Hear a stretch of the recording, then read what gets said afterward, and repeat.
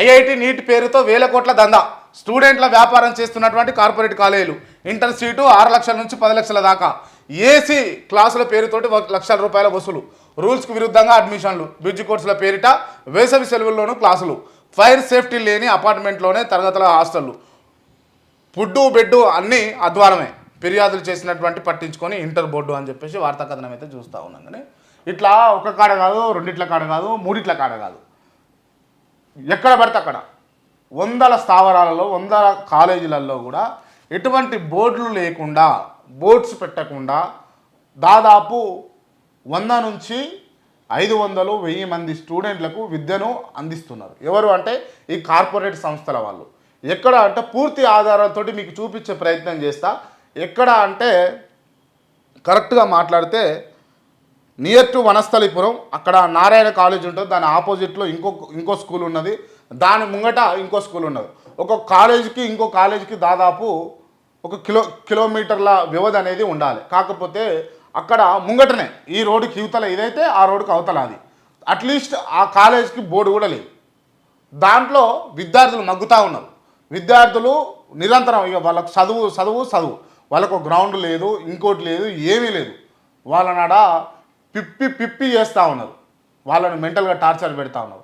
అందుకే వాళ్ళ మెంటల్గా టార్చర్ పడి చదివి పరీక్షలు రాసిన తర్వాత వాటికి వాళ్ళు ఎక్స్పెక్ట్ చేసినట్టు పరీక్షా ఫలితాలు రాకపోవడంతో మనస్తాపానికి గురై తల్లిదండ్రులు పెట్టినటువంటి పైసలు వృధా అయిపోయినాయి, తల్లిదండ్రులు ఇచ్చినటువంటి ప్రేమ వృధా అయిపోయింది, మేము కష్టపడి చదువుకున్నంత చదువు అంతా వృధా అయిపోయింది, మాకు పరీక్షల్లో చదువుకున్నంత, మేము నేర్చుకున్నంత చదువును మాకు ఫలితాల రూపంలో రాలేదు అని చెప్పేసి మనస్తాపానికి గురై చనిపోతున్న వాళ్ళు చాలామంది.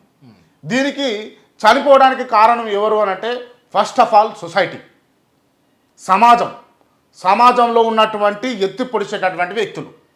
రెండవది ఏంది అని అంటే తల్లిదండ్రులు. మూడవది ఏంది అని అంటే ఆ పర్సన్ ఎవరైతే ఉన్నాడో ఆ పర్సన్ వీక్నెస్. సో విషయం ఏంది అని అంటే చాలామంది విద్యార్థులు చనిపోవడానికి కారణం, చాలామంది విద్యార్థులు చనిపోతున్నందుకు రీజన్ ఏంది అని అంటే నేను ఇందాక చెప్పినట్టు సొసైటీ, తల్లిదండ్రులు, వ్యక్తిగతంగా తను ఆ పరీక్షలు రాసినటువంటి విద్యార్థి ఎవరైతే ఉన్నాడో తను కుంగిపోవడం, తగిన ఫలితం రాలేదు అని ఎక్స్పెక్ట్ చేయడం. రైట్. ఆయన ఎవరు అంటే కృష్ణారెడ్డి అనుకుంటా, ఉదయ్ కృష్ణారెడ్డి అనేటటువంటి ఒక పోలీస్ కానిస్టేబుల్. తను ఆ పోలీస్ కానిస్టేబుల్ హయ్యర్ అఫీషియల్ ఎవరైతే ఉంటారో సిఐ చేతిలో చాలాసార్లు అవమానపడ్డాడట. ఎట్లా అంటే సిఐలది కావచ్చు, ఎస్ఐలది కావచ్చు, అందరు కాదు, కొంతమంది అసలు అది సిఐ పదవికే వన్న తెచ్చిన వాళ్ళు ఉన్నారు, సిఐ హోదాకే, ఎస్ఐ హోదాకే వన్న తెచ్చిన వాళ్ళు ఉన్నారు. కానీ కొంతమంది మూర్ఖులు ఉంటారు. ఒకడు ఉండే, నేను ఆయన గురించి కూడా చెప్తా, ఇట్లా అంటున్నందుకు ఏమనుకోకూడదు. అయితే ఏం చేస్తారు అంటే వాళ్ళకు ఏదో మేము పొడిచేస్తున్నాం అని చెప్పేసి ఫీల్ అయిపోయి కింద ఉన్నటువంటి ఎస్ఐల పైన, కానిస్టేబుల్ల పైన ఒక అజమాయిషి చూపించుకుంటా, క్రిటిసైజ్ చేసుకుంటా ఓ రకంగా కాలేజీలో ర్యాగింగ్ అనే సిస్టమ్ ఒకటి ఉంటుంది కదా, ర్యాగింగ్ అనేది ఒకటి చేస్తూ ఉంటారు. ఆ విధంగా కానిస్టేబుల్లను, ఎస్ఐలను ర్యాగింగ్ చేస్తూ ఉంటారు వీళ్ళు. ఆ ర్యాగింగ్ చేసే క్రమంలో చాలాసార్లు ఒక వ్యక్తిని టార్గెట్ చేసి మొత్తం క్రిటిసైజ్ చేసి పడేసాడు, మొత్తం ఇబ్బంది పెడతా ఉన్నాడు. ప్రతిసారి ఏదైనా అందరినీ వాళ్ళకి మీటింగ్ పెట్టి ఇట్లా నిలబెట్టి పరేడ్ చేయించేటప్పుడు ఇంకో అప్పుడు కూడా ప్రతిసారి ఆ పర్సన్ను టార్గెట్ చేయడం, ఉదయ్ కృష్ణారెడ్డి అనే వ్యక్తిని టార్గెట్ చేసి అవమానపడిపోయింది. ఇక ఒక స్టేజ్ ఉంటుంది, ఒకసారికి ఇచ్చితో ఓర్చుకుంటాం, ఇంకోసారికి ఇచ్చితో ఓర్చుకుంటాం, ఇక ప్రతిసారి అదే చేస్తే మండుతుంది కదా. మండిన రోజే ఉద్యోగానికి రిజైన్ పెట్టేసిండు. ఆ రోజు రిజైన్ అయ్యాడట, నేను వీడికంటే మంచి స్థానంలో ఉండాలని చెప్పేసి.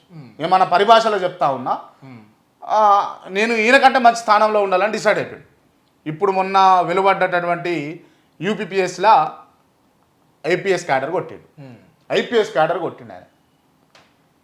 అంటే వాస్తవానికి అవమానాల నుంచి, బాధల నుంచి మనిషి ఒక టర్న్ అవుతాడు చూసిరా.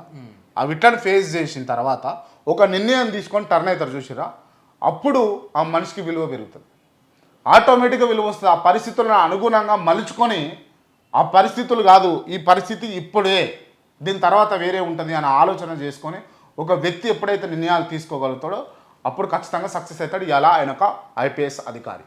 ఇప్పుడు అదే సిఐడి పోయిస్తాడు. పోయించాలనుకుంటే. కాకపోతే ఆయనకు ఆ కక్ష లేదు, అది లేదు. ఆయన ఇప్పటికి కూడా ఎంత మృదువుగా ఆలోచిస్తున్నానంటే, నేను ఇట్లా కావడానికి కారణం ఆ రోజు నన్ను ఆయన వేధించడమే అంటాడు. ఆయన కనపోతే నేను కాకపోదు కదా అని అంటాడు. సో ఇట్లా స్పోర్టివ్గా తీసుకోవాలి. అవమానాలే ఎదురైనప్పుడు నిలబడి ఆ అవమానాలకు తగ్గట్టుగా మనం నిర్ణయాలు తీసుకొని మనం ముందుకు సాగినప్పుడు జీవితము ఒక మైలురాయిగా కనిపిస్తూ ఉంటుంది. జీవితంలో ఎన్నో మైలురాయిలను అందుకోవచ్చు, ఉన్నత శిఖరాలకు చేరుకోవచ్చు. ఖచ్చితంగా ఎవరెవరైతే ఆ అవమానాలను ఎత్తుపొడుపులు చేస్తూ, వేధిస్తూ, క్రిటిసైజ్ చేస్తూ మిమ్మల్ని ఇబ్బంది పెడతారో వాళ్ళందరికీ మీ సమాధానం ఎట్లా చెప్పాలంటే, మీరు సక్సెస్ అయ్యి, మల్లారెడ్డి భాషలో చెప్పాలంటే సక్సెస్ కావాలి, కష్టపడాలి, సక్సెస్ కావాలి.